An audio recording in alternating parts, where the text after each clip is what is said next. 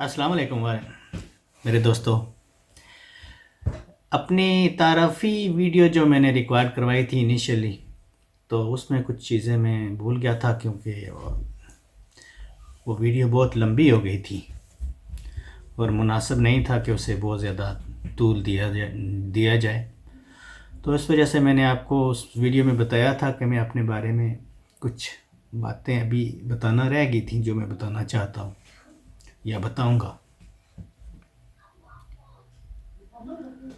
تو یہاں انگلینڈ میں آنے کے بعد کچھ چیزیں تھیں جو میں شیئر کرنا چاہتا تھا کہ یہاں آ کے میں کیا کرتا رہا. یہاں پہ آ کے ظاہر ہے سارا کچھ کیا، لیکن ایز اے اسٹوڈنٹ میں آیا تھا. تو یہاں پہ آ کے اسٹڈی بھی کی تھوڑی بہت. ACCA کے کو 11 چیپٹر پیپرز کیے، 3 رہ گئے تھے. اگر ہو جاتا تو ACCA میرا ہو جانا تھا، لیکن نہیں ہو سکا کیونکہ پھر وہ بھی مشقت روزگار ہی تھی. بچے میرے آ گئے تھے تو ان کا پیٹ پالنے کے لیے میں نے کہا چلو کچھ کرتے ہیں. میں نے مزدوری شروع کی، وہی پھر کرتے رہے تو پھر اس سے باہر ہی نہیں نکل سکے. آکسفورڈ بروکس جو یونیورسٹی ہے وہاں سے میں نے گریجویشن کی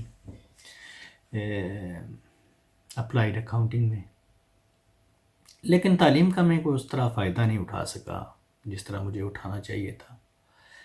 اس کی وجہ شاید اگر آپ کو میں بتاؤں تو آپ کو عجیب سا لگے، لیکن اس کی وجہ صرف ایک تھی کہ میرے لیے بہت مشکل ہے کہ میں کسی کے نیچے کام کر سکوں یا کوئی مطلب مجھے کہے کہ یہ کرو یا وہ کرو. میں اپنی مرضی کرنے والا انسان ہوں، اپنی مرضی کا بندہ ہوں.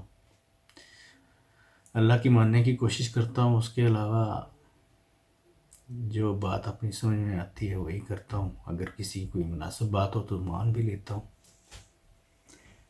تو اس وجہ سے میں کامیاب نہیں ہو سکا، نا اپنی تعلیم کا جو یوٹیلائزیشن وہ صحیح طریقے سے میں نہیں کر سکا.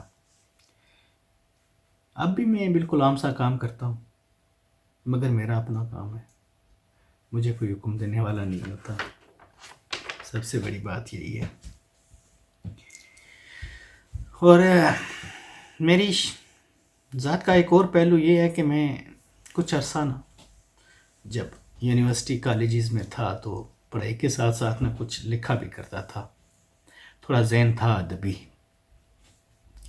تو غزل لکھی، نظم لکھی، آزاد نظم لکھی. میرے دوست ہیں پونا کے مرزا سعید اور شاہد، تو ان سعید نے وہ کافی کہتا تھا کہ محفوظ یار آپ ایسا کرو کہ چھپوا لو، لیکن نہیں ہو سکا. لیکن اس نے یہ کیا، سعید بھائی نے، اس کی مہربانی ہے کہ اس نے وہ مجھے نا ٹائپ کر کے تو مجھے ایک پرنٹ آؤٹ نکال کے دے دیا جو اب بھی میرے پاس پڑا ہوا ہے. اس میں تھوڑا بہت اضافہ میں بعد میں کیا، انگلینڈ میں آ کے بھی تھوڑا بہت لکھا، لیکن بیسیکلی زیادہ وہی ہے جو سعید بھائی کے ہاتھوں سے ٹائپنگ ہوئی ہے. میرے پاس آج بھی ان کی نشانی پڑی ہوئی ہے. تو وہ ہے. تو میں سوچ رہا تھا کہ مجھے کافی میرے جو دوست ہیں، میرے جاننے والے یا ویورز ہیں، وہ انہیں میرا پتہ ہے یا جانتے ہیں مجھے، لیکن جب یوٹیوب کے اوپر وہ پولیٹکس سے متعلق ویڈیوز دیکھتے ہیں تو وہ آ کے مجھے ٹیکسٹ کر کے کہتے ہیں کہ محفوظ بھائی اگر نان پولیٹیکل ویڈیو ہوتی تو ہم ضرور دیکھتے. تو میں سوچ رہا تھا کہ جو میری شاعری ہے، جو غزل ہے، جو نظم ہے، جو کچھ بھی ہے، تو اب اسے میں سنبھال کے کافی جو ہے تھک چکا ہوں. تو شاعری ویسے بھی اپنے احساسات اور جذبات دوسروں تک پہنچانے کا ذریعہ ہوتا ہے. اگر آپ نے کر کے اپنے پاس ہی رکھنی ہے تو کوئی فائدہ نہیں ہے میرے خیال میں. انڈے تو اس نے دینے نہیں ہیں. لیکن ایک بات میں آپ کو بتا دوں کہ میری شاعری کوئی ایسی نہیں ہے کہ جس سے معاشرے میں کوئی بہت بڑا انقلاب آ جائے گا، لیکن پھر بھی عام سی باتیں جو ہمارے جو بچپن جوانی میں جو ہماری فیلنگز ہوتی ہیں وہی کچھ ہے. تو لیکن یہ ہے کہ مجھے 100% یقین ہے کہ آپ کو وہ اچھی لگے گی، آپ کو پسند آئے گی. میں پڑھ کے انشاءاللہ میں اپنی ویڈیوز اپلوڈ کروں گا، ویڈیوز کی شکل میں. وہ سب کو جتنی بھی ہے، جتنی غزلیات ہیں، نظمیں ہیں، جو کچھ بھی ہے نا، وہ میں آپ تک میرا دل ہے کہ میں پہنچا دوں، کیونکہ اب بہت مشکل ہے اس بوجھ کو اٹھا کے ساتھ چلنا. میں جب ادھر آیا تھا تو میں نے کوئی 8-10 دفعہ ظاہر ہے رہائش تبدیل کی، کبھی یہاں کبھی وہاں. تو جب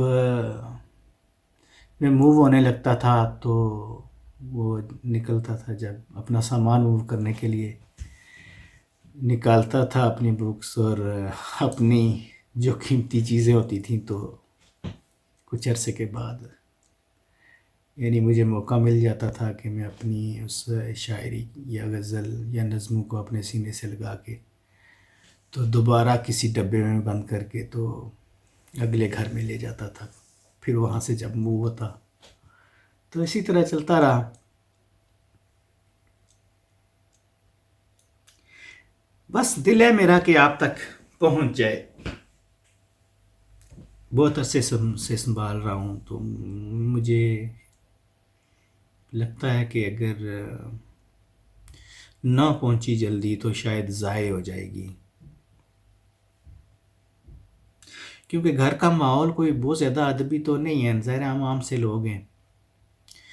تو ہو سکتا ہے کہ گھر والا کا فرد اب کی بار جب صفائی کرے تو اٹھا کے تو بن میں نہ ڈال دے. بس یہی کچھ تھا. تو نیکسٹ میری آپ انتظار کریں، ویڈیوز آئیں گی میری شاعری کے حوالے سے جو ہے نا وہ آئیں گی. تو شاعری میں اپنا تخلص جو تھا وہ یوز کرتا تھا تنہا، محمد محفوظ تنہا. تو دیکھیں اب تنہا کے ساتھ آپ کیا سلوک کرتے ہیں، لیکن مجھے یقین ہے کہ آپ کو بہت پسند آئے گی، انشاءاللہ بہت پسند آئے گی. کیونکہ میں دیکھتا رہتا ہوں نا، وقت تو نہیں تھا ملتا، یہ کرونا کی وجہ سے تھوڑا وقت مل گیا تو آپ سے بات ہو گئی ہے. میرا خیال ہے کہ یہ کرونا کی جو یہ وبا تھی، اس کے ساتھ جو میرے لیے رحمت آئی ہے شاید وہ یہی ہے کہ بہت سارے دوستوں کے ساتھ دوبارہ کانٹیکٹ ہو گیا ہے، ان سے بات ہو جاتی ہے. تو کیونکہ میں دیکھتا ہوں فیس بک پہ دیکھتا ہوں میں بعض دفعہ لوگ بالکل عام سی چیزیں ہوتی ہیں لیکن ان کے اوپر واہ واہ کر رہے ہوتے ہیں. ویسے بھی شاعروں کو دوسروں کی چیز پسند تو کوئی نہیں آتی، لیکن تھوڑا بہت سینس ہو تو پھر میرا خیال ہے، مجھے یقین ہے کہ آپ کو بہت پسند آئے گی. اور آپ نے دیکھنی ہے اور اپنے دوستوں کے ساتھ بھی شیئر کرنی ہے.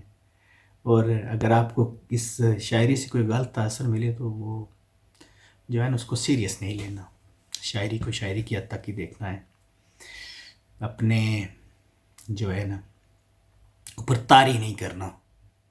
آپ کی طاری کریں گے تو پھر مشکل ہو جاتی ہے، کیونکہ زندگی شاعری کا نام نہیں ہے، زندگی بڑی پریکٹیکل سی چیز ہے. تو اس میں اگر بندہ پاگل پن کا شکار ہو جائے یا شاعری میں ہی ڈوب جائے تو پھر زندگی گزرنا بڑی مشکل ہو جاتی ہے. بہرحال انشاءاللہ دیکھتے ہیں.